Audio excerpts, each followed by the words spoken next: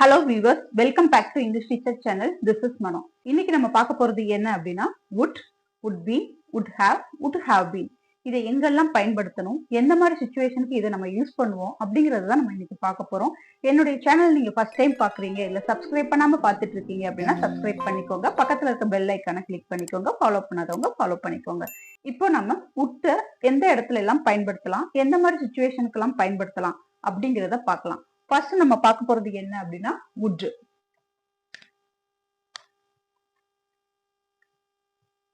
இந்த would நம்ம எங்கெல்லாம் பயன்படுத்தலாம் அப்படிங்கறது ஃபர்ஸ்ட் நம்ம தெரிஞ்சுக்குவோம்.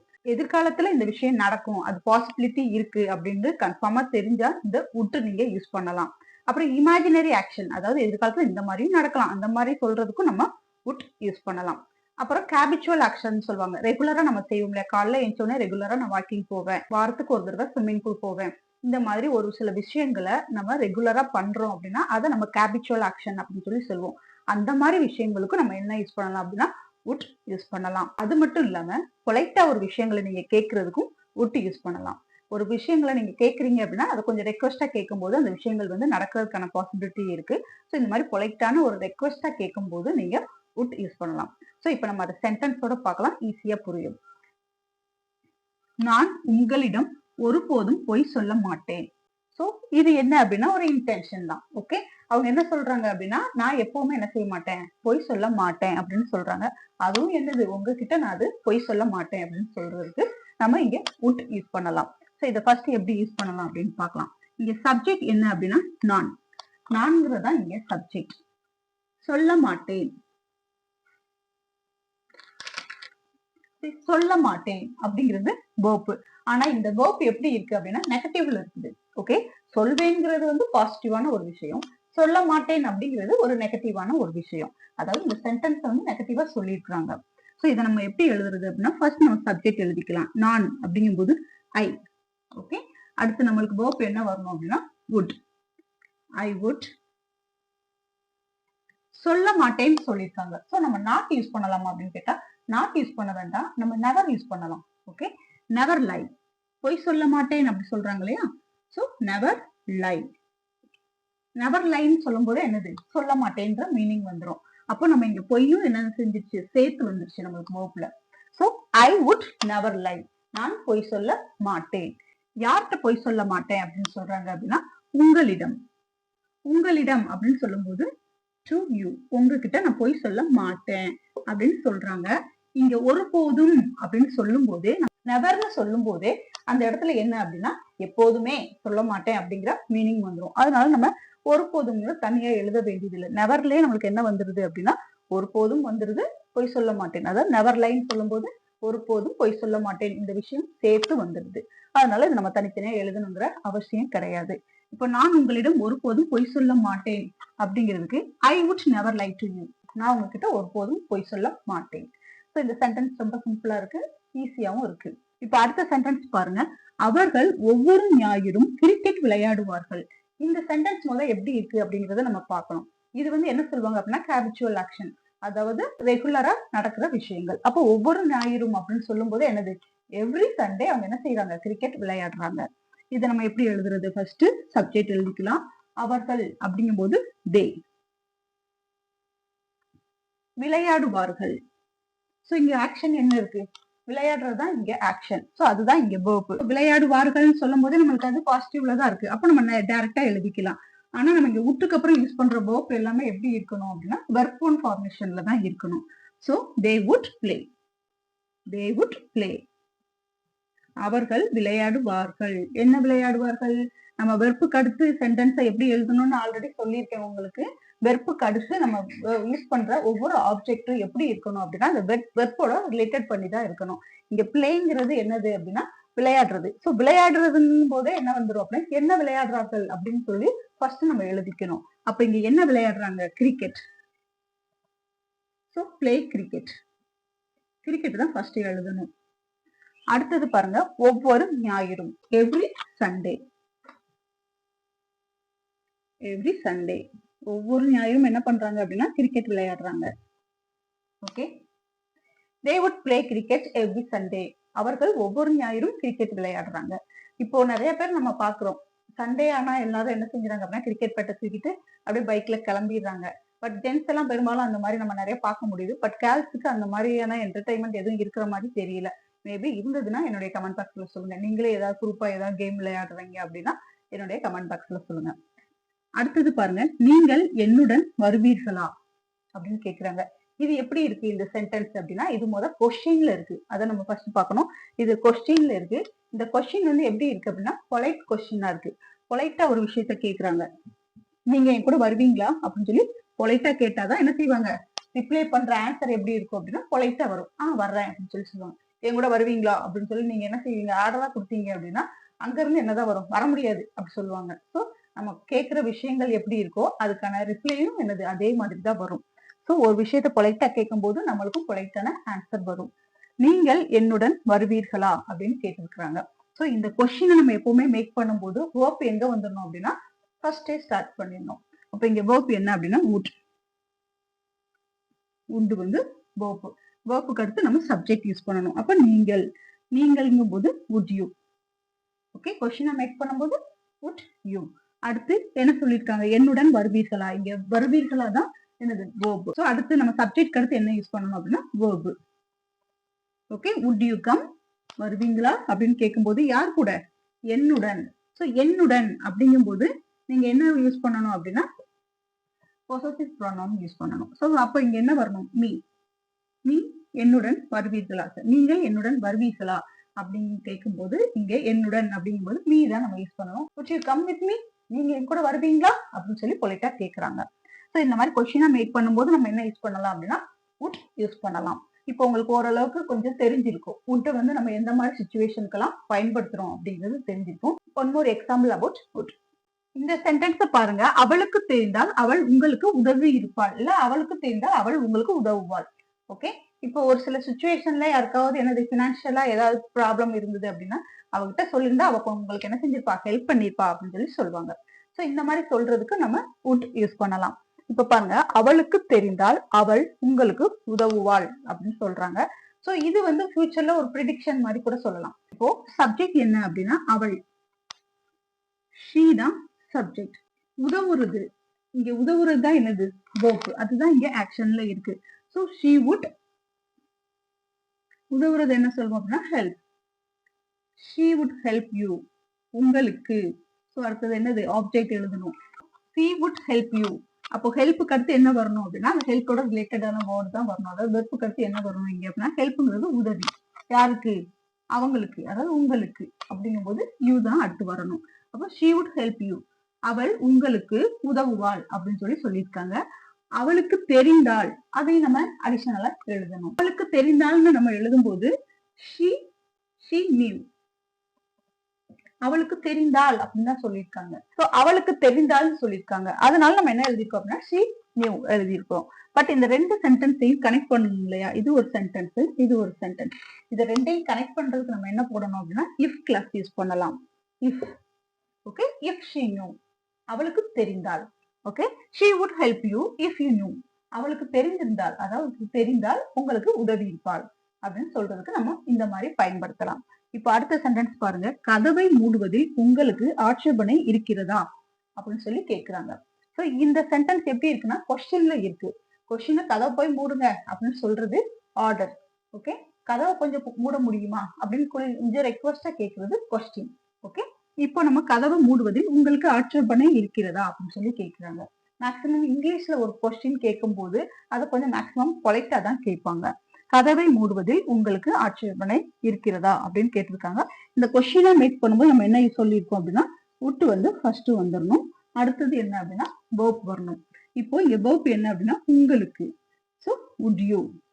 ஆட்சேபனை இருக்கிறதா அப்படின்னு சொல்லி கேட்கும்போது பெரும்பாலும் என்ன சொல்லுவாங்க, டோன்ட் மைண்ட் இட், அதை பத்தி யோசிக்காதீங்க, இல்ல அதை பத்தி நினைக்காதீங்க, அந்த மாதிரி சொல்லுவாங்க. சோ இங்க ஆட்சேபனை அப்படிங்கறது வந்து நம்ம என்ன சொல்லுவோம் அப்படின்னா மைண்ட்.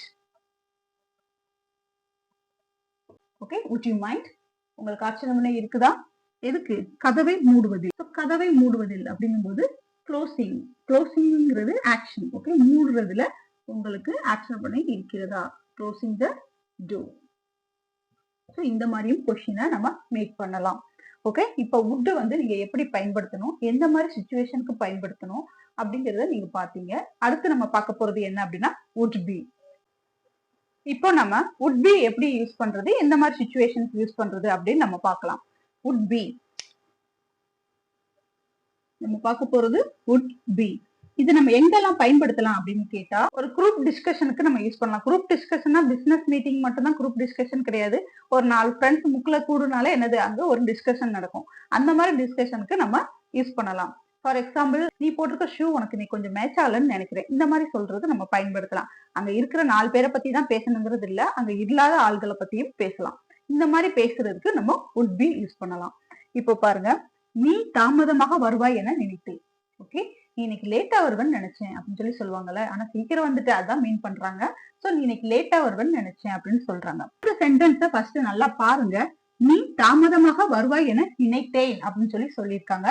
இந்த சென்டென்ஸ்ல சப்ஜெக்ட் என்னன்னு கண்டுபிடிங்க பார்க்கலாம். எல்லாரும் நினைப்பீங்க நீ தான் சப்ஜெக்ட் அப்படின்னு சொல்லி நினைப்பீங்க. அதுதான் கிடையாது. நீ தாமதமாக வருவாய் என நினைத்தேன் அப்படின்னு சொல்லும்போது அந்த நினைக்கிற ஆள் இருக்காங்க இல்லையா, சோ அவங்களதான் நம்ம எழுதணும். அப்ப நீங்கிற சப்ஜெக்ட், அதாவது நீங்கிற ஆப்ஜெக்ட் கொடுத்திருக்காங்க அப்படின்னா அப்ப சப்ஜெக்ட் என்னதான் இருக்கணும், நான். அப்போ ஐ. இங்க வேர்ப் என்ன அப்படின்னா நினைத்தேன். வேர்ப் வந்து நினைத்தேன். I thought. Okay, I thought. என்னடா இது would நீங்க யூஸ் பண்ணாம எழுதிருக்கீங்க அப்படின்னு சொல்லி கேட்காதீங்க. சோ அதை எங்க யூஸ் பண்றதுன்னு நான் சொல்றேன். ஐ தாட், நான் நினைத்தேன். நீ தாமதமாக வருவாய் என. ஓகே, அந்த இடத்துல நம்ம என்ன யூஸ் பண்ண போறோம் அப்படின்னா would be யூஸ் பண்ண போறோம். சோ இங்க ஃபர்ஸ்ட் ஐ தாட், நான் நினைத்தேன். நினைத்தேன்னு சொல்லிட்டாங்க. சோ நான் நினைச்சேன் நீ தாமதமாக வருவாய் என அப்படின்னு சொல்லுவோம். இந்த சென்டென்ஸ் வந்து எப்படி இருக்கு அப்படின்னா டைரக்ட் ஸ்பீச், இன்டைரக்ட் ஸ்பீச்ல எல்லாம் பார்த்திருப்பீங்க. நான் நினைச்சேன் அந்த மாதிரி நடந்தது, அந்த மாதிரி சொல்றதெல்லாம் டைரக்ட் ஸ்பீச், இன்டைரக்ட் ஸ்பீச்ல கொடுத்திருப்பாங்க. ஐ செட் அப்படின்னு சொல்லுவாங்க. ஐ தாட், ஐ செட், இந்த மாதிரி ஐ எக்ஸ்பிளைன், இந்த மாதிரி எல்லாம் கொடுப்பாங்க. சோ இங்க ஐ தாட்ங்கும் போது நான் நினைத்தேன் நீ தாமதமாக வருவாய் என. சோ நீங்கிறது வந்து யூ, தாமதமாக வருவாய். சோ இதுதான் இங்க verb. அப்போ would be. Okay, you would be late. தாமதத்துக்கு late. so you would be late. நீ லேட்டா வருவேன்னு நான் நினைச்சேன். I thought you would be late அப்படின்னு சொல்லியிருக்காங்க. அடுத்தது பாருங்க, ஒரு பெரிய பேச்சுக்கு முன் நான் பதட்டமாக இருப்பேன்னு சொல்லியிருக்காங்க. சோ ஒரு சிலர் வந்து ஸ்பீச் நிறைய பேசுவாங்க, நிறைய பேர் கேட்பீங்கன்னு நினைக்கிறேன் ஸ்பீச் எல்லாம். அந்த மாதிரி கேட்கும் போது வெளியே பார்க்கும்போது எப்படி இருப்பாங்க அப்படின்னா ரொம்ப தைரியமா இருப்பாங்க. நானும் சுல்தானாவோட ஸ்பீச் எல்லாம் நிறைய கேட்பேன். எப்படி இப்படி பேசுறாங்க, இந்த மாதிரி நம்மளும் பேசணும் அப்படின்னு சொல்லி எல்லாம் நான் நிறைய ட்ரை பண்ணிருக்கேன். பட் அவங்க எப்படி பேசுறாங்க அப்படின்னா அவங்களும் ஸ்டார்டிங்ல என்ன பண்ணிருப்பாங்க, அவங்களும் ஸ்டார்டிங்ல நிறைய என்னது திக்கி திணறி தான் இதை ட்ரை பண்ணிருப்பாங்க. ஸோ எடுத்த உடனே என்ன செஞ்சிருக்க முடியாது, ஃப்ளூவெண்டா அவங்களால நல்லா ஒரு இதா ஃப்ளோல பேச முடியாது.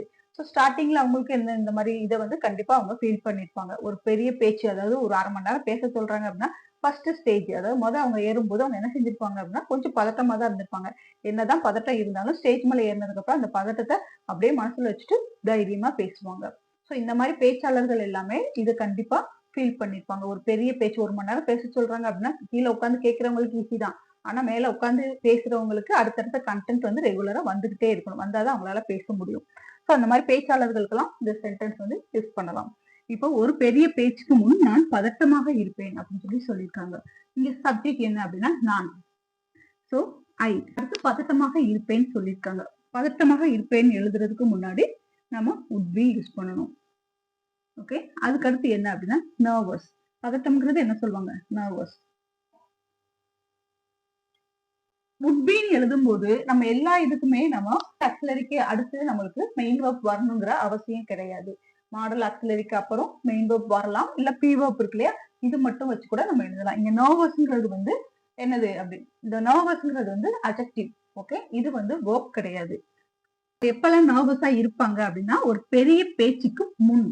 சோ ஃபர்ஸ்ட் அந்த முன்ன எழுதிக்குவோம். முன்னுன்னா என்னது, பிஃபோர்.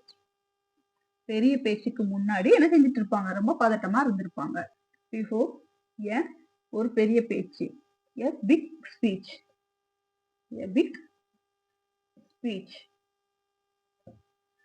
ஓகே, ஒரு பெரிய பேச்சுக்கு முன் நான் பதட்டமாக இருப்பேன். I would be nervous before a big speech. ஒரு பெரிய பேச்சுக்கு முன்னாடி நான் எப்படி இருந்திருப்பேன், பதட்டமா இருப்பேன் அப்படின்னு சொல்லி சொல்லியிருக்காங்க. அடுத்தது பாருங்க, இதை விளக்குவது கடினமாக இருக்கும். கிளாஸ்லயே ஒவ்வொருத்தவங்களுக்கு ஒவ்வொரு டாபிக் கொடுத்து எடுக்க சொல்றாங்க அப்படின்னா எனக்கு ரொம்ப ஈஸியான டாபிக்கா வந்திருக்கு, பாரு உனக்கு ரொம்ப கஷ்டமா இருக்கும்னு நினைக்கிறேன் அப்படி சொல்லுவாங்க இல்லையா, அந்த மாதிரி சொல்றதுக்கு நம்ம இதை பயன்படுத்தலாம். அதை விளக்குவது கடினமாக இருக்கும். ஓகே, அதை விளக்குறது வந்து என்னது ரொம்ப கடினமா இருக்கும் அப்படின்னு சொல்லி சொல்றாங்க. சோ இதை சொல்லும் இந்த மாதிரி சொல்றதுக்கு நம்ம எப்படி யூஸ் பண்ணலாம் அப்படின்னா, அதை அப்படிங்கிறதுக்கு இட் இட். அடுத்தது would be would be. கடினமாக, கடினம்ங்கிறதுக்கு என்ன சொல்லுவாங்க, இருக்குங்கிறது தான் நம்ம என்ன எழுதிருக்கோம் அப்படின்னா would be ன்னு எழுதிருக்கோம். ஓகே, அந்த இருப்பேன்னு சொன்னாங்க இல்லையா, அதுக்கு தான் would be. அடுத்து பதட்டமாகங்கிறது தான் நர்வஸ் எழுதணும். அதே மாதிரி இங்க would beங்கிறது இருக்கும். கடினமாக அப்படின்னா difficult difficult. Okay, it would be difficult. அது கடினமாக இருக்கும் அப்படின்னு சொல்லி சொல்லியிருக்காங்க. எதுக்கு கடினமா இருக்கும் அப்படின்னா விளக்குறதுக்கு, அதை எக்ஸ்பிளைன் பண்றதுக்கு. டு எக்ஸ்பிளைன், அதை விளக்குறது ரொம்ப கடினமான விஷயம் அப்படின்னு சொல்லி சொல்றதுக்கு நம்ம இதை பயன்படுத்தலாம். would be வச்சு இன்னும் 2 எக்ஸாம்பிள்ஸ் பார்த்துடலாம். இந்த 2 வாக்கியங்களையும் பாருங்க. இது உங்க சிகப்பு நிற உடைக்கு சரியாக பொருந்தும் அப்படின்னு சொல்லுவாங்க. ஒரு சிலர் ட்ரெஸ் போட்டாங்க அப்படின்னா அந்த ட்ரெஸ்ஸுக்கு மேட்சிங்கா என்ன செய்வாங்க, ஸ்டட், அப்புறம் ஜுவல்ஸ், இந்த மாதிரி இதெல்லாம் யூஸ் பண்ணுவாங்க. இந்த ட்ரெஸ் இதுக்கு உனக்கு மேட்சிங்கா இருக்கும் அப்படின்னு சொல்லி சொல்லுவாங்க இல்லையா. சோ அந்த மாதிரி மேட்சிங் பண்றதுக்கு நீங்க இதை பயன்படுத்தலாம். இப்ப பாருங்க, இது உங்க சிகப்பு நிற உடைக்கு சரியாக பொருந்தும் அப்படின்னு சொல்லியிருக்காங்க. சோ இங்க வந்து எதுதான் சப்ஜெக்ட் அப்படின்னா இதுதான் சப்ஜெக்ட். ஃபர்ஸ்ட் நம்ம சப்ஜெக்டை எழுதிடலாம். திஸ்ங்கிற சப்ஜெக்ட் எழுதியாச்சு. அடுத்து என்ன அப்படின்னா would be would be would be. இது இருக்கும். எப்படி இருக்கும் அப்படின்னா பொருத்தமா இருக்கும். சோ பொருத்தமா இருக்கும் அப்படின்னு சொல்லி சொல்லியிருக்காங்க. சோ பொருத்தம்ங்கும் போது பெர்ஃபெக்ட். ஓகே, சரியான பொருத்தம் அப்படிங்கும் போது ஏதோ ஒரு விஷயத்தை தான் சொல்ல முடியும், நிறைய விஷயத்த சொல்ல முடியாது. இது உங்க சிகப்பு நிற உடைக்கு சரியான பொருத்தமாக இருக்கும் அப்படின்னு சொல்லி சொல்லும்போது ஏதோ ஒரு விஷயத்தை தான் சொல்றாங்க. So perfect. ஓகே, கரெக்டான பெர்ஃபெக்ட்னா இதுதான் கரெக்டான பார்ட். கரெக்டான பொருத்தமா இருக்கும் அப்படின்னு சொல்லி ஏதோ ஒண்ணு சொல்லியிருக்காங்க. ஸோ நம்ம என்ன செய்யணும் அப்படின்னா வந்து ஆட் பண்ணிக்கணும். This would be a perfect. Okay, இது உங்களுக்கு பொருத்தமாக இருக்கும். எது பொருத்தமா இருக்கும், எதுக்கு பொருத்தமா இருக்கும் அப்படிங்கிற ரீசனை எழுதணும். அப்ப எதுக்கு அப்படின்னா சிவப்பு நிற உடைக்கு. பெர்ஃபெக்ட்ங்கும் போது சரியாக, அப்ப பொருந்தும்ன்றதை சேர்த்து எழுதணும். அப்ப a perfect match. a perfect match, அது சரியான பொருத்தம் அப்படின்னு சொல்லுவாங்க இல்லையா. this would be a perfect match. இது சரியான பொருத்தம் அப்படின்னு சொல்லி சொல்லியிருக்காங்க. யாருக்கு? for you, உங்களுக்கு. your perfect match for your, உங்களுடைய சிகப்பு நிற உடைக்கு அப்படிங்கும்போது ரெட் ட்ரெஸ். உங்களுடைய சிகப்பு நிற உடைக்கு எது பெர்ஃபெக்ட்டா இருக்கும் அப்படின்னா இது பெர்ஃபெக்ட்டா இருக்கும். This would be a perfect match for your red dress. உங்களுடைய ரெட் கலர் ட்ரெஸ்ஸுக்கு இது பெர்ஃபெக்ட்டா இருக்கும். அடுத்தது பாருங்க, அந்த சூழ்நிலையில் இருந்து வெளியே வருவது கடினமாக இருக்கும். ஒரு சில சுச்சுவேஷன்ல இருந்து நம்ம வெளியே வர்றது என்னது ரொம்ப கஷ்டமான ஒரு விஷயமா இருக்கும். அந்த மாதிரி சுச்சுவேஷன் நம்ம மறக்க மாட்டோம். எல்லார் லைஃப்லயுமே என்ன செய்வாங்க அப்படின்னா ஒரு கிரிட்டிக்கல் சுச்சுவேஷன்ஸ் வரும். அது வந்து அதுல இருந்து வெளியே வந்திருப்பாங்க. பட் அது அவங்க லைஃப்ல ஒரு இம்பார்ட்டன்ட் பாயிண்டா இருந்திருக்கலாம். அந்த சூழ்நிலையிலிருந்து வெளியே வருவது கடினமாக இருக்கும். இங்க வந்து சூழ்நிலையே சொல்றாங்க. சோ அந்த சூழ்நிலை அப்படிங்கும்போது இட். ஃபர்ஸ்ட் நம்ம இட் மட்டும் எழுதிக்கலாம். அந்த அப்படிங்கும்போது it would be. it would be. அடுத்தது என்ன எழுதணும் அப்படின்னா கடினமாக இருக்கும்னு சொல்லியிருக்காங்க இல்லையா, அது இருக்கும். எப்படி இருக்கும்? கடினமாக. difficult. it would be difficult. அது கடினமாக இருக்கும். எப்படி கடினமா இருக்கும் அப்படின்னு கேக்குறாங்கன்னா வெளியே வர்றது. ஓகே, வெளியே வர்றதுக்கு நம்ம என்ன சொல்லுவோம் அப்படின்னா கம் அவுட். உள்ள போறதுக்கு கம் இன் சொல்ற மாதிரி வெளியே வர்றதுக்கு கம் அவுட் அப்படின்னு சொல்லுவோம். வெளியே வர்றது டு கம் அவுட். அதுல இந்த பிரச்சனையில இருந்து வெளியே வர்றது. ஓகே, வெளியே வர்றதுக்கு டு கம் அவுட். எதுல இருந்து வெளியே வரணும்னு சொல்றாங்க அப்படின்னா சிச்சுவேஷன், அந்த சூழ்நிலை. ஓகே, சோ சிச்சுவேஷன் நம்ம சேர்த்து எழுதிக்கணும். Come out of the situation, அந்த சூழ்நிலை.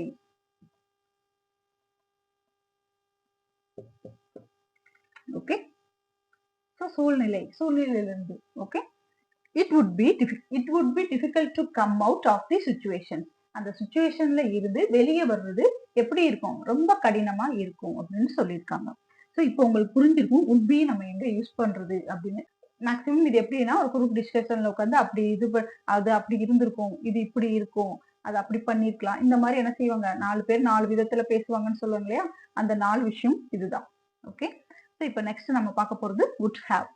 would have நம்ம எந்த மாதிரி சிச்சுவேஷன்ஸ்க்கு பயன்படுத்தலாம் அப்படின்னு பார்க்கலாம். ஓகே, would have வந்து ஒரு மிஸ் பண்ண ஆக்ஷனுக்கு நம்ம பயன்படுத்தலாம். அதாவது பாஸ்ட்ல ஒரு மிஸ் பண்ணிருப்பாங்க, அது தவற விட்ட ஒரு விஷயங்களுக்கு நம்ம பயன்படுத்தலாம். நீ சொன்ன நான் செய்யாம விட்டுட்டேன் அப்படின்னு சொல்லி சொல்லுவாங்க. ஸோ ஒரு மிஸ்ஸிங்கான ஒரு ஆக்ஷனுக்கு நம்ம பயன்படுத்துறது தான் would have. இதை எக்ஸாம்பிள்ஸோட பார்க்கும்போது நம்மளுக்கு இன்னும் ஈஸியா புரியும். பாருங்க, நான் அழைத்திருப்பேன் ஆனால் மறந்து விட்டேன். ஓகே, அவங்க என்ன செஞ்சிருக்காங்க, அந்த விஷயத்த மிஸ் பண்ணிருக்காங்க. ஓகே, நான் அழைச்சிருக்கலாம், ஆனா நான் என்ன செஞ்சுட்டேன் அப்படின்னா மறந்துட்டேன். ஓகே, நிறைய பேர் கூப்பிட்டேன்னா அதுல நான் ஒண்ணு மறந்துட்டேன், அதனால உன்னை என்ன செய்ய முடியல, கூப்பிட முடியல அப்படின்னு சொல்லி சொல்லுவாங்க இல்லையா. விஷயத்த நம்ம செஞ்சிருக்கணும், ஆனா செய்யாம மிஸ் பண்ண ஒரு ஆக்ஷனுக்கு நம்ம இதை பயன்படுத்தலாம். நான் அழைத்திருப்பேன் ஆனால் மறந்து விட்டேன். would have வந்து பெரும்பாலும் எப்படி இருக்கும் அப்படின்னா ஒரு 2 விஷயங்கள் சொல்லியிருப்பாங்க. நான் அழைத்திருப்பேன், இது 2ஆ கூட பிரிச்சுக்கலாம். நான் அழைத்திருப்பேன் ஆனால் மறந்து விட்டேன். இதை நம்ம 2ஆ பிரிச்சு எழுதுனா இன்னும் ஈஸியா இருக்கும். வந்து நான் அழைத்திருப்பேன் அப்படிங்கிறத ஃபர்ஸ்ட் எழுதிக்கலாம்.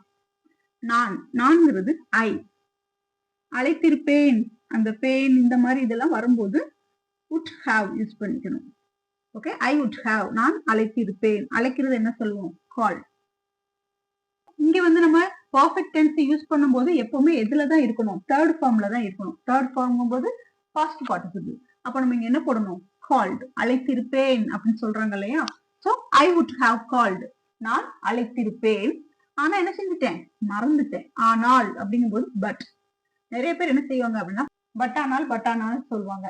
அந்த மாதிரி சொல்லக்கூடாது. ஸோ நம்ம இங்க திரும்பவும் இந்த வேர்ப் யூஸ் பண்றதுக்கு முன்னாடி என்ன செய்யணும் அப்படின்னா சப்ஜெக்ட் போடணும். ஐ, யார் மறந்தாங்க, அவங்கதான் மறந்துருக்காங்க. ஸோ ஐ ஃபர்காட், ஃபர்கெட்னு போடக்கூடாது, ஃபர்காட். நான் மறந்து விட்டேன். இந்த சிச்சுவேஷன்ஸ் எல்லாமே எப்படி இருக்குன்னா பாஸ்ட்ல தான் இருக்கு, ஃபியூச்சர்ல கிடையாது, பிரசன்ட்லயும் கிடையாது. அது எங்க இருக்கு அப்படின்னா பாஸ்ட்ல இருக்கு. நான் அழைத்திருப்பேன் ஆனால் மறந்து விட்டேன் அப்படின்னு சொல்றாங்க. இந்த 2 சென்டென்ஸுமே பாஸ்ட்ல தான் இருக்கு. இது வந்து பாஸ்ட் பார்ட்டிசிபிள் யூஸ் பண்றோம், அது வந்து பாஸ்ட் டென்ஸ். சரி, I would have called but I forgot. நான் அழைத்திருப்பேன் ஆனால் மறந்து விட்டேன். அடுத்த சென்டென்ஸ், நான் உங்களுக்கு உதவி இருப்பேன் ஆனால் நான் பிஸியாக இருந்தேன். ஓகே, நான் உங்களுக்கு ஹெல்ப் பண்ணணும்னு நினைச்சேன், ஆனா என்னன்னா எனக்கு வேலை பிஸியில நான் மறந்துட்டேன். அப்படி பிஸி ஆயிட்டேன், வேலையில பிஸி ஆயிட்டேன், அதனால மறந்துட்டேன். அந்த மாதிரி ஏதாவது ஒரு சுச்சுவேஷன் சொல்லுவாங்க, ஏதாவது ரீசன்ஸ் சொல்லுவாங்க. ஓகே, நான் உங்களுக்கு உதவி இருப்பேன் ஆனால் நான் பிஸியாக இருந்தேன். என்னால பிஸியா இருந்ததுனால என்ன பண்ண முடியல, உங்களுக்கு ஹெல்ப் பண்ண முடியல அப்படிங்கிற ரீசன் சொல்றது. நான் உங்களுக்கு உதவி இருப்பேன், அதை நம்ம ஃபர்ஸ்டா எழுதிக்கலாம். அடுத்து அதுக்கான ரீசன் சொல்றாங்க இல்லையா, நான் உங்களுக்கு உதவி இருப்பேன், என்ன செய்ய முடியல, என்னால ஏன் செய்ய முடியல அப்படின்னா பிஸியா இருந்தேன், அதனால செய்ய முடியல. ஸோ அந்த ரீசனை நம்ம செகண்டா எழுதிக்கலாம். ஃபர்ஸ்ட், நான் உங்களுக்கு உதவி இருப்பேன், ஐ would have. ஸோ அடுத்து என்ன வெறுப்பு வரணும் அப்படின்னா ஹெல்ப்டு, உதவி இருப்பேன். நான் உங்களுக்கு உதவி இருப்பேன். ஸோ நான் உதவி இருப்பேன், ஐ would have helped. நான் உதவி இருப்பேன், யாருக்கு, உங்களுக்கு. ஸோ அதையும் நம்ம எழுதிக்கணும். ஐ would have helped you, உங்களுக்கு உதவி இருப்பேன். ஆனா பட் நான் பிஸியாக இருந்தேன், இது பாஸ்ட் டென்ஸ்ல இருக்கு, அது பாஸ்ட் பார்ட்டிசிபிள்ல இருக்கு, இது பாஸ்ட் டென்ஸ்ல இருக்கு. ஸோ நான்கும் போது திரும்பவும் நம்மளுக்கு ஐ யூஸ் பண்ணணும். would have வந்து ஒரே இடத்துல தான் போடணும், ஏன்னா பாஸ்ட் பார்ட்டிசிபிள் மட்டும் தான் போடணும். ஸோ நம்ம பாஸ்ட் டென்ஸுக்கு would have போட மாட்டோம். அப்ப பிஸியாக இருந்தேன் அப்படின்னு சொல்லியிருக்காங்க. இந்த இருந்தேனுக்கு நம்ம என்ன யூஸ் பண்ணணும் அப்படின்னா பாஸ்ட் டென்ஸ்னால நம்ம என்ன யூஸ் பண்ணணும், வாஸ். ஐ வாஸ் பிஸி, நான் பிஸியா இருந்தேன். Okay, I was busy. verb என்ன அப்படின்னா வாஸ், ஏன்னா பாஸ்ட் டென்ஸ் தானே, அதனால வாஸ் யூஸ் பண்றோம். ஐ would have helped you but I was busy. நான் உங்களுக்கு உதவி இருப்பேன், ஆனா நான் பிஸியா இருந்தேன். சோ இப்ப இந்த வாக்கியத்தை பாருங்க, அவள் படித்திருந்தால் தேர்ச்சி பெற்றிருப்பாள். ஆனால்ங்கிற எந்த லிங்கிங் வேர்டும் கொடுக்கல. அவள் படித்திருந்தால் தேர்ச்சி பெற்றிருப்பாள்னு ஒரு சிம்பிளான ஒரு சென்டென்ஸா கொடுத்திருக்காங்க. சோ இந்த மாதிரி கொடுக்கும்போது நம்ம இங்க எதை யூஸ் பண்ணலாம் அப்படின்னா இஃப் கிளாஸ் யூஸ் பண்ணி செய்யலாம். இப்ப பாருங்க, அவள்ங்கும் போது ஷீ பெற்றிருப்பாள் அப்படிங்கறத ஃபர்ஸ்ட் எழுதிக்கலாம். தேர்ச்சி பெற்றிருப்பாள் அப்படிங்கறத நம்ம ஃபர்ஸ்ட் எழுதிக்கலாம். தேர்ச்சி பெற்றிருப்பாள் பெறல, சோ பெற்றிருப்பாள் அப்படிங்கும் போது she would have passed. ஏன்னா பாஸ்ட் பார்ட்டிசிபிள் தானே, so passed. she would have passed. அவள் தேர்ச்சி பெற்றிருப்பாள். if class, ஆனா. ஓகே, if class யூஸ் பண்ணி எழுதணும். ஆனால்னு உங்களுக்கு அந்த இது கொடுத்திருந்தாதான் நீங்க பட் யூஸ் பண்ணணும்.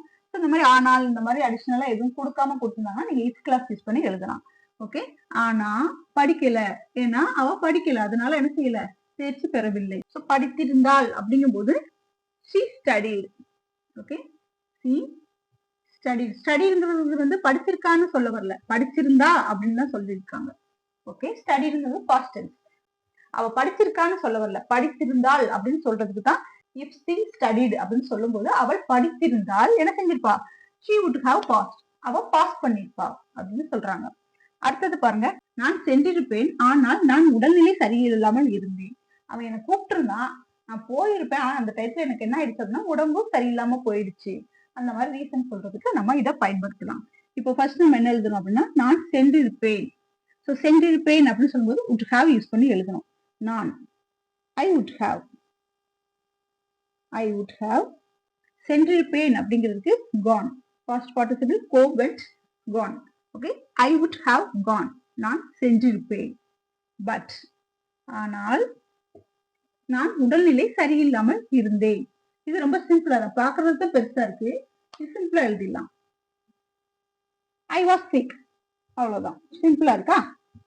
sick, எனக்கு உடம்பு சரியில்லாம இருந்துச்சு, அதனால என்ன செய்யல, நான் போகல அப்படின்னு சொல்லியிருக்காங்க.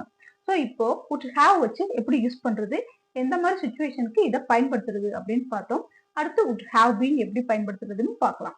இப்போ நம்ம பார்க்க போறது would have been. இந்த would have been வந்து பெரும்பாலும் நம்ம எங்கெல்லாம் பயன்படுத்துவோம் அப்படின்னு கேட்டா, ஒரு இமேஜினரி திங்கிங்க்கு தான் நம்ம பயன்படுத்துவோம். இங்கிலீஷ்ல எடுக்கும்போது நம்ம ஷேக்ஸ்பியர் இவரை பத்தி எல்லாம் படிச்சிருப்போம்.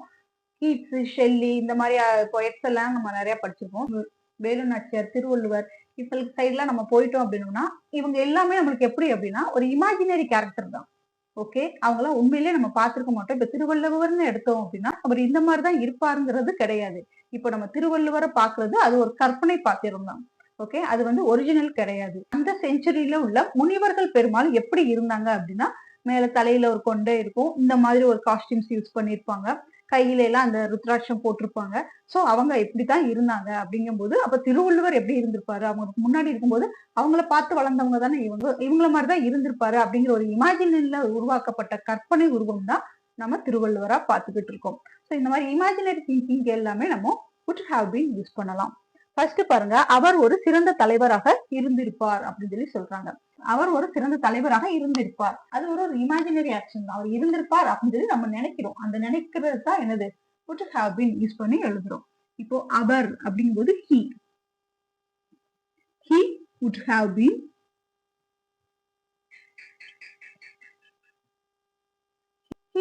been சிறந்த தலைவராக இருந்திருப்பார்ங்கிறது தான் would have been நம்ம எழுதியாச்சு.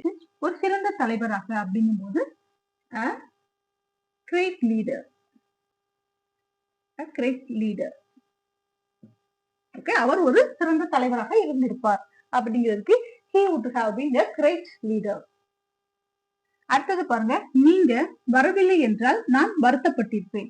இந்த மாதிரி சுச்சுவேஷன்ஸ் எதை சொல்றாங்க அப்படின்னா, நீங்க வராம இருந்திருந்தா நானும் வருத்தப்பட்டிருந்திருப்பேன். சோ இந்த ரெண்டுமே எப்படி இருக்கு அப்படின்னா பாஸ்ட்ல நடந்து முடிஞ்சிருக்கு. ஓகே, அவங்க வந்திருக்காங்க, அவங்க சந்தோஷப்பட்டிருக்காங்க, அந்த விஷயங்கள்லாம் ஏற்கனவே என்ன செஞ்சிருச்சு, நடந்து முடிஞ்சிருச்சு. ஆனா அவங்க இப்ப அதை கன்வே பண்றாங்க. எப்படி கன்வே பண்றாங்க அப்படின்னா, நீங்க வராம இருந்திருந்தீங்கன்னா நான் உண்மைக்கு ரொம்ப ஃபீல் பண்ணியிருந்திருப்பேன் அப்படின்னு சொல்லி சொல்றாங்க. சோ நடந்து முடிஞ்ச ஒரு விஷயத்த இப்ப பிரசன்ட்ல சொல்றது கூட நம்ம பயன்படுத்தலாம். இங்க சப்ஜெக்ட் என்ன அப்படின்னா நான் தான். ஓகே, நான் வருத்தப்பட்டிருப்பேன்.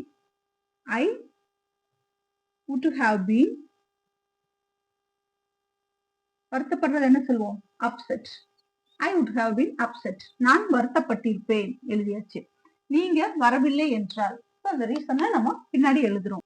இந்த மாதிரி ஆனால் கொடுக்காம எழுதணும்னா நம்ம அதுக்கு என்ன யூஸ் பண்ணலாம்னு பார்த்திருக்கோம், if clause யூஸ் பண்ணி எழுதலாம்னு பார்த்திருக்கோம். அதுக்கு would have தான் நம்ம யூஸ் பண்ணணும்னு கிடையாது, would have beenக்கு நம்ம அதை யூஸ் பண்ணலாம். இங்க வந்து if clause போட்டு நம்ம எழுதலாம். நீங்க வரவில்லை என்றால், நீங்க அப்படிங்கும் போது you, வரவில்லை என்றால் அப்படிங்கும் போது என்னது, இது பாஸ்ட்ல சொல்லியிருக்காங்க. அப்ப didn't அப்படின்னு தான் யூஸ் பண்ணணும். didn't. ஓகே, didn't யூஸ் பண்ணதுக்கு அப்புறம் நம்ம கேம்னு போடக்கூடாது, கம்னு தான் எழுதணும். ஓகே, இது நான் ஆல்ரெடி சொல்லியிருக்கேன். didn't யூஸ் பண்ணதுக்கு அப்புறம் நம்ம கம்னு தான் எழுதணும். பாஸ்ட் தானே, அதனால நம்ம didn't போட்டோம்னா ஏதாவது ஒரு இடத்துல மட்டும் நம்ம பாஸ்ட மென்ஷன் பண்ணா போதும். ஸோ டிட்னு சொல்லும் போதே நம்ம பாஸ்ட மென்ஷன் பண்ணியாச்சு, அதனால நம்ம இங்க கம் போட்டிருக்கோம். நீங்க கேம் போடணும் அப்படின்னு நினைச்சீங்கன்னா யூ டோன்ட் கேம் அப்படின்னு சொல்லி போடலாம். ஓகே, நீங்க வரவில்லை என்றால் அந்த மாதிரி எழுதிக்கலாம். ஏதாவது ஒரு சைடு தான் நீங்க பாஸ்ட வந்து மென்ஷன் பண்ணணும், ரெண்டு சைடு நம்ம பாஸ்ட மென்ஷன் பண்ணக்கூடாது. டிட்டன் யூஸ் பண்ணிட்டோம்னா அங்க பிரசன்ட் ஃபார்ம்ல தான் வரணும். So didn't come. I would have been upset if you didn't come. Okay, நீங்க வராம இருந்திருந்தா நான் என்ன செஞ்சிருப்பேன், ரொம்ப ஃபீல் பண்ணிருப்பேன், ரொம்ப வருத்தப்பட்டிருப்பேன் அப்படின்னு சொல்லி சொல்றாங்க. அடுத்தது பாருங்க, காத்திருப்பது நல்லது. ரொம்ப சிம்பிளா தானே இருக்கு. காத்திருப்பது நல்லது. ஒரு சில விஷயங்களுக்கு காத்திருப்பது நல்லது. காத்திருக்காம எந்த விஷயமும் கிடைச்சது அப்படின்னா அதுக்கான முக்கியத்துவம் நம்மளுக்கு தெரியாது. சோ காத்திருப்பது நல்லது. சோ இங்க ஃபர்ஸ்ட் நம்ம என்ன எழுதுனா இட் எதுவுமே கொடுக்கல. சோ ஏதோ ஒரு விஷயத்துக்கு தான் சொல்லியிருக்காங்க, அதனால நம்ம இட் போட்டு எழுதிக்கலாம். இட் would have been நல்லது, சிறந்தது, இந்த மாதிரி சொல்றதுக்கு பெட்டர். பெட்டர் டு வெயிட், காத்திருப்பது. ஓகே, காத்திருப்பது நல்லது. பெட்டர் டு வெயிட், வெயிட்ன்றது காத்திருப்பது. ஸோ அதை ஃபார்ம்ல நம்ம எழுதணும் அப்படின்னா it would have been better to wait, காத்திருப்பது நல்லது. ஸோ இதுல இன்னும் 2 எக்ஸாம்பிள்ஸ் பார்த்தலாம், ரொம்ப ஈஸியா இருக்கும். டு ஹாவ் வந்து நம்ம எங்க பயன்படுத்துறோம்னு பார்த்தோம் அப்படின்னா பாஸ்ட்ல மிஸ் பண்ண ஆக்ஷனை சொல்லலாம், இல்ல பாஸ்ட்ல நடந்த விஷயங்களும் சொல்லலாம். ஓகே, பாஸ்ட்ல ஒரு விஷயங்கள் நடந்திருக்கும் அதையும் நம்ம சொல்லலாம், பாஸ்ட்ல ஒரு விஷயத்த நம்ம மிஸ் பண்ணிருப்போம் அதையும் நம்ம சொல்லலாம். இப்ப பாருங்க, டாக்ஸி இல்லாமல் நாங்கள் தாமதமாக வந்திருப்போம் அப்படின்னு சொல்லி சொல்றாங்க. சோ அப்ப அவங்களுக்கு டாக்ஸி கிடைச்சிருச்சு, அவங்க என்னது கரெக்ட் டைத்துக்கு வந்திருக்காங்க. இங்க அப்ப எதை சொல்றாங்க அப்படின்னா டாக்ஸி இல்லாம இருந்திருந்தா நாங்க என்ன செஞ்சிருப்போம், லேட்டா வந்திருப்போம் அப்படின்னு சொல்லி சொல்றாங்க. சோ நாங்கள் அப்படிங்கறதா இங்க சப்ஜெக்ட். அப்ப நாங்கள்ங்கும் போது would. அடுத்த verb வந்து நம்ம ஆட்டோமேட்டிக்கா எழுதிடலாம். would have been, would have been. நாங்கள் வந்திருப்போம், would have been நம்ம எழுதியாச்சு. அடுத்து தாமதமாக வந்திருப்போம், அப்போ தாமதமாகங்கும் போது late. we would have been late, நாங்கள் தாமதமாக வந்திருப்போம். எப்ப தாமதமா வந்திருப்பாங்க, டாக்ஸி கிடைக்காம இருந்தா தாமதமா வந்திருப்பாங்க. ஆனா இங்க என்ன செஞ்சிருச்சு, இங்க டாக்ஸி கிடைச்சிருச்சு. ரீசன் கொடுக்காம இருந்தா நம்ம என்ன யூஸ் பண்ணலாம்னு பார்த்தோம், இஃப் கிளாஸ் யூஸ் பண்ணலாம்னு பார்த்தோம். சோ அப்போ ஃபர்ஸ்ட் இஃப் கிளாஸ் போட்டுக்கலாம். எது இல்லாம இருந்தா, டாக்ஸி இல்லாம இருந்திருந்தா. ஓகே, டாக்ஸி இல்லாம இருந்திருந்தா லேட் ஆயிருக்கும்.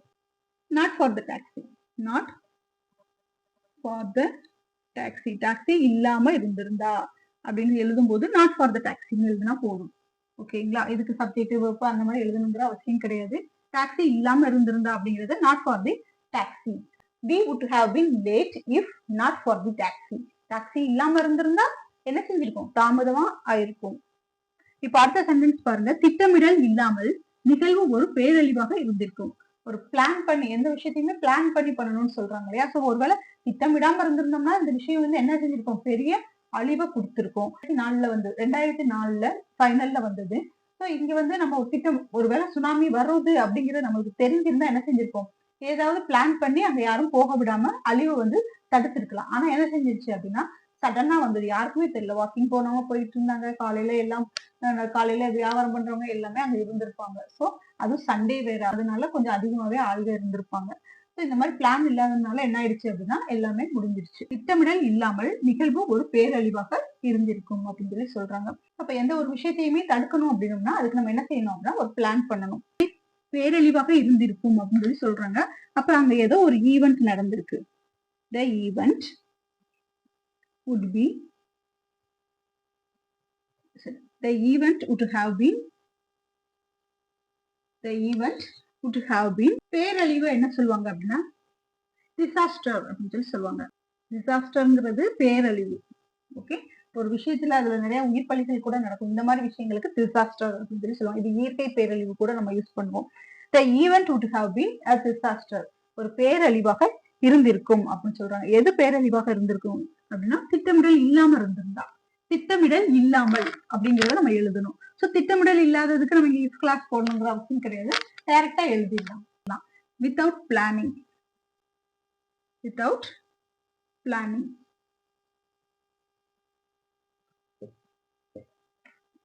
The event would have been a disaster without planning. Planning இல்லாம இருந்திருந்தா அங்க வந்து ஒரு பேரழிவு ஏற்பட்டிருக்கும் அப்படின்னு சொல்றாங்க.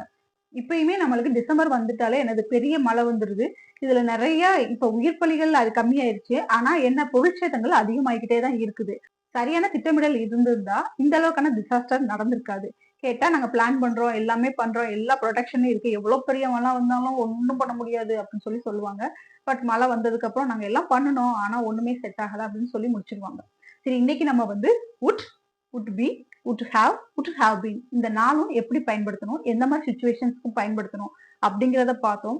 நிறைய பேருக்கு கொஞ்சம் கன்ஃபியூஷன் இருக்கும். will, would, shall, should இந்த நாலுமே நம்மளுக்கு கிட்டத்தட்ட எல்லாம் ஒரே மாதிரி இருக்க மாதிரி இருக்கு. எல்லாத்துலயுமே சிம்பிள் ஃபியூச்சர் பார்த்தோம், பி வெர்ப் பார்த்தோம், ஹாவ் பார்த்தோம், ஹாவ் பீன் பார்த்தோம். இது எல்லாமே ஓகே தான், எல்லாமே பார்த்தாச்சு, எல்லாமே ஈஸியா இருக்க மாதிரி தான் இருக்குது. ஆனா தனித்தனியா பார்க்கும்போது ஓகே, பட் எல்லாத்தையும் சேர்த்து பார்க்கும்போது நம்மளுக்கு கொஞ்சம் கன்ஃபியூஸ் ஆகிற மாதிரி இருக்கலாம். மேபி அந்த மாதிரி கன்ஃபியூஷன் இருந்ததுன்னா நெக்ஸ்ட் வீடியோல நான் கண்டிப்பா எல்லாத்தையும் கம்பைன் பண்ணி ஒரு வீடியோவா நான் கண்டிப்பா போடுறேன். அதுல உங்களுக்கு குவிஸும் வைக்கிறேன். உங்களுக்கு என்னென்ன தெரிஞ்சிருக்கோ அதை நீங்க டெஸ்டா எழுதி பாருங்க. அதுல எவ்வளவு மார்க் எடுக்கிறீங்களோ அந்த அளவுக்கு உங்களுக்கு புரிஞ்சிருக்குன்னு நான் நினைச்சுக்கிறேன். நீங்க அதுல எவ்வளவு மார்க் எடுக்கிறீங்களோ அதை நீங்க என்னுடைய கமெண்ட் பாக்ஸ்ல சொல்லுங்க. இந்த வீடியோ கண்டிப்பா உங்களுக்கு வேணும்னா அதை என்னுடைய கமெண்ட் பாக்ஸ்ல சொல்லுங்க. உங்களுக்கு எவ்வளவு சீக்கிரம் முடியுமோ அவ்வளவு சீக்கிரம் உங்களுக்கு கன்வெர்ட் பண்ணி கொடுக்குறேன். If you like this video, please click on like button, share it with your friends and family, subscribe for upcoming videos. See you for now. Keep practicing, keep watching and keep smiling.